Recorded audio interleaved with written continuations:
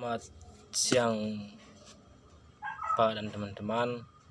Terima kasih atas kesempatan yang diberikan kepada kelompok kami dari kelompok 5. Pokok bahasan yang kami bawa hari ini yaitu tentang sistem moneter internasional dan neraca perdagangan. Sebelumnya kami memperkenalkan diri. Saya Sirlus Firdin Susantondo dan teman saya Grace Tassi. Langsung saja, yang pertama, apa itu sistem moneter internasional? Sistem moneter internasional dapat didefinisikan sebagai kerangka kerja institusional saat melakukan pembayaran internasional. Yang kedua, pergerakan modal diakomodasi. Dan yang ketiga, nilai tukar antar mata uang dilakukan.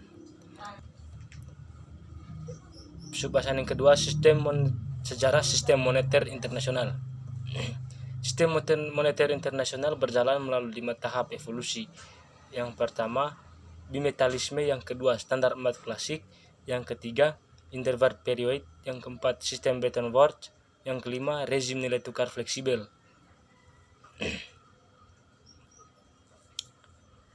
Bimetalisme sebelum tahun 1875, yaitu suatu standar ganda dalam mata uang yang bebas digunakan baik untuk emas maupun perak.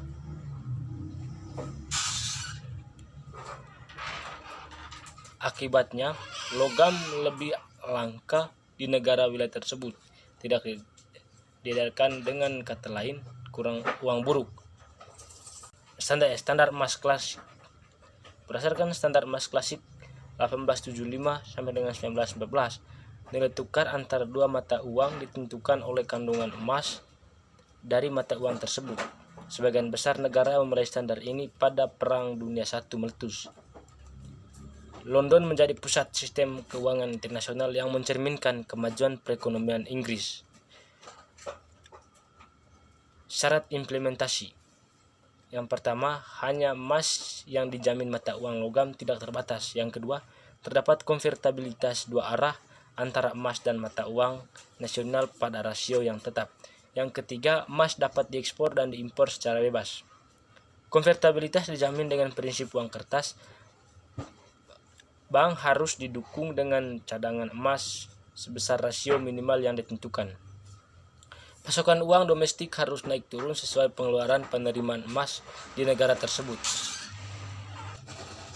Namun perekonomian dunia dapat menghadapi tekanan deflasioner akibat suplai emas yang tersedia secara global jumlahnya terbatas, menghambat pertumbuhan perdagangan dan investasi dunia. Standar emas internasional juga tidak dapat mengikat negara-negara besar yang punya agenda politik yang tak sejalan dengan penggunaan standar emas untuk mematuhi aturan main bersama.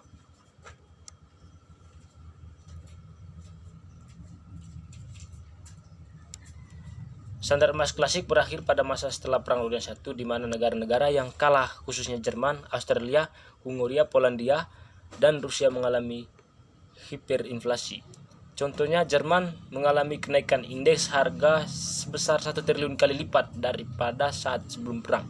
Fluktuasi nilai mata uang pada masa 1920-an membuat banyak negara menerapkan kebijakan depresiasi habis-habisan agar dapat memperoleh untung di pasar ekspor global. Banyak negara sepertinya kembali ke standar emas klasik setelah mulai pulih dari dampak perang. Namun itu cuma kedok saja agar mereka bisa mengimplementasikan kebijakan sterilisasi emas. Sterilisasi emas adalah kebijakan untuk menyesuaikan arus masuk dan keluar emas dengan cara pengurangan jumlah uang dalam negeri dan peningkatan kredit di dalam negeri. Usaha untuk kembali ke standar emas klasik hancur total karena dengan terjadinya Great Depression pada tahun 1990-an, dan kekacauan itu mengakibatkan ditarik keluarnya emas besar-besaran dari tangan bank-bank di negara-negara besar. Yang berikut, interwar period pada tahun 1915 sampai dengan tahun 1944. Tahap nasionalisme ekonomi akibat Perang Dunia I. Yang pertama, tahap standar emas klasik gagal untuk dipulihkan karena agenda politik masing-masing. Yang ketiga, ekonomi tidak stabil dan bank-bank bangkrut karena terjadi penarikan besar-besaran. Yang keempat, investasi panik ingin melarikan modal ke luar negeri, tapi semua di luar juga bernasib yang sama.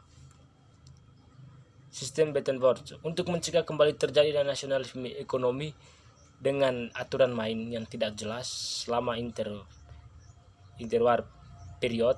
Perwakilan 4 negara bertemu di Bretton Woods, New Hampshire pada tahun 1944 dan disetujui mengadopsikan sistem moneter internasional yang baru. Pada tahun 1945, perjanjian dilandaskan dan melahirkan IMF dan IBRD atau World Bank. IMF membantu mewujudkan dan menegakkan serangkaian aturan eksplisit yang mengatur kebijakan moneter internasional.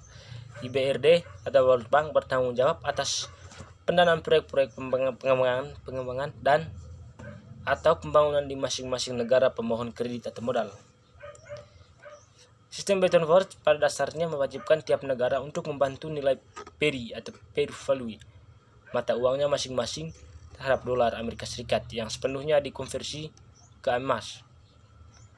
Negara yang fundamental ekonominya stabil harus mempertahankan nilai parinya dengan toleransi rentang rate atau jual dan beli 1%.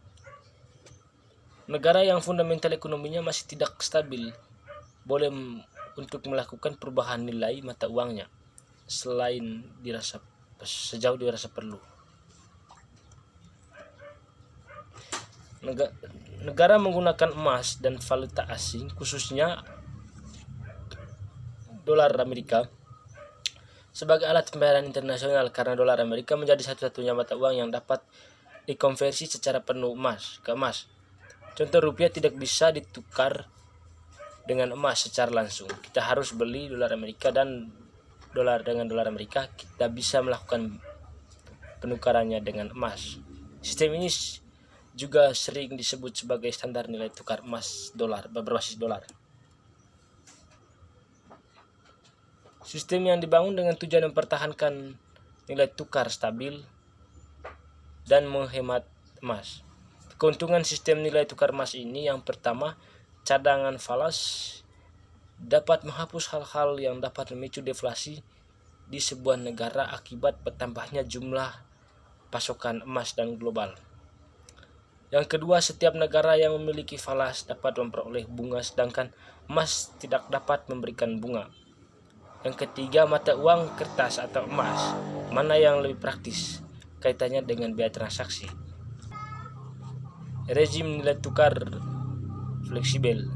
Rezim nilai tukar fleksibel yang menggantikan sistem Bretton Woods menjual langkahnya pada 1976 ketika perjanjian Jamaika atau Jamaica Agreement.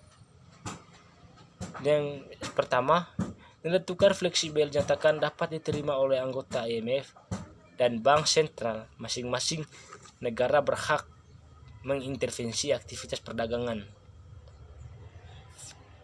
Yang kedua, emas sudah bukan cadangan internasional lagi. Separuh stok emas global dikembalikan ke masing-masing negara anggotanya. Separuh dijual hasilnya untuk membantu negara-negara miskin. Yang ketiga, negara non-penghasilan pengekspor minyak dan negara miskin akan mendapat akses kepada dana IMF yang lebih besar. Negara peminjam harus mengikuti saran penggunaan dan pembangunan IMF. Sistem moneter internasional yang baik harus mampu memberikan likuiditas. Yang pertama, likuiditas harus dapat menyediakan cadangan moneter yang cukup untuk perekonomian dunia sehingga perdagangan internasional dan investasi bisa bertumbuh. Yang kedua, penyesuaian harus dapat menyediakan mekanisme efektif untuk mengembalikan keseimbangan neraca pembayaran kapanpun ketika menghadapi masa sulit. Yang ketiga, keyakinan harus dapat memberikan perlindungan untuk mencegah krisis kepercayaan di mana sering ujung-ujungnya mengakibatkan situasi panic selling atau pemindah lokasi aset ke aset lain atas dasar kepanikan. Selanjutnya dilanjutkan oleh teman saya Grace Tasi. Terima kasih.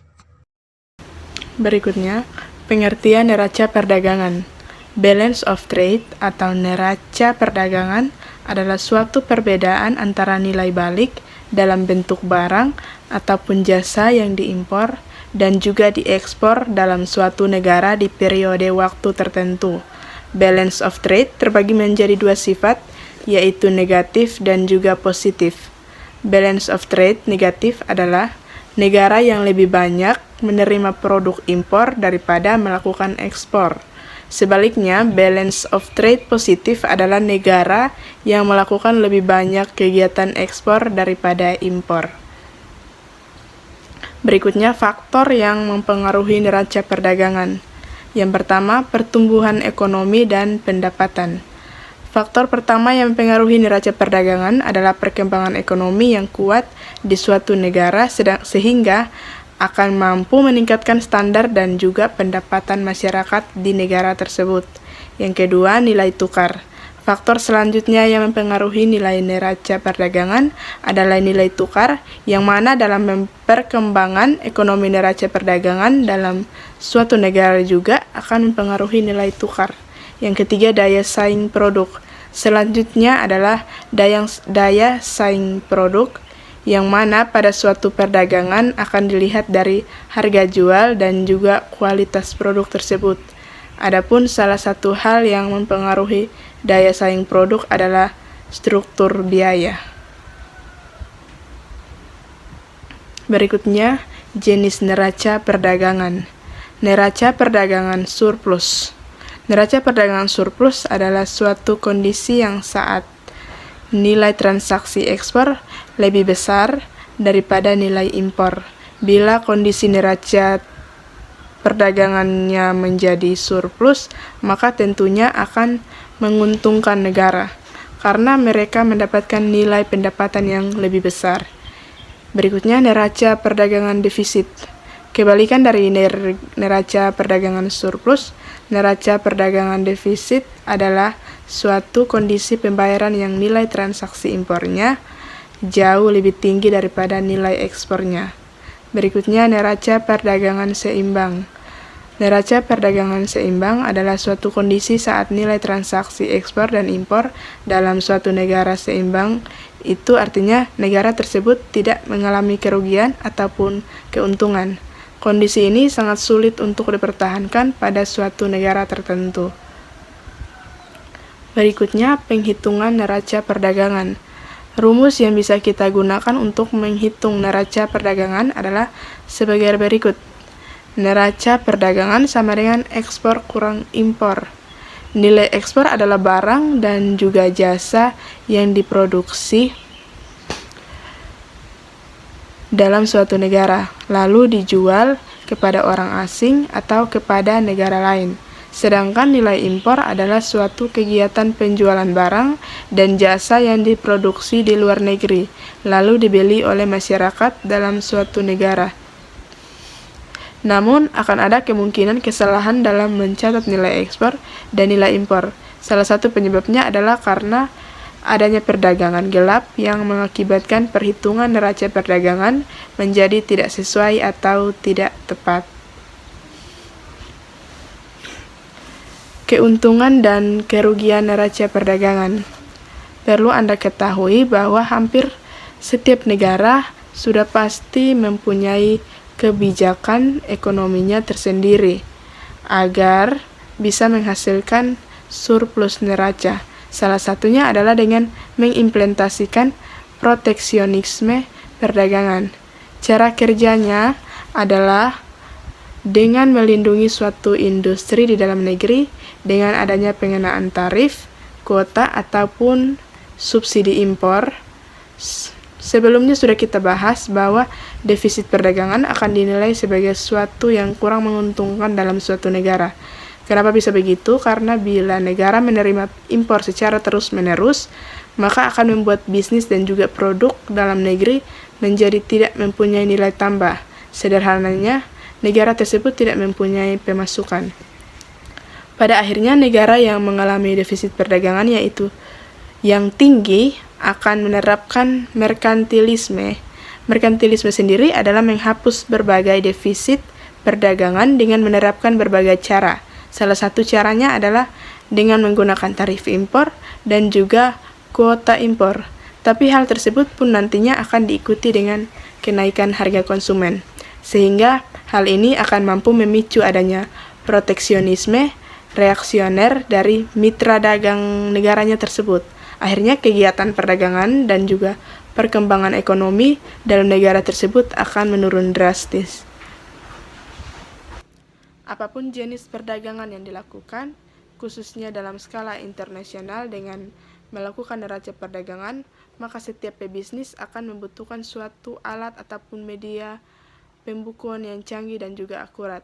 Terlebih lagi dalam setiap periode waktu tertentu, perusahaan harus menilai adanya perbedaan nilai atau jasa, baik itu yang diekspor ataupun diimpor, sehingga dalam melakukan perhitungan keuntungan mereka bisa mencatat secara akurat. Sekian presentasi dari kami. Terima kasih.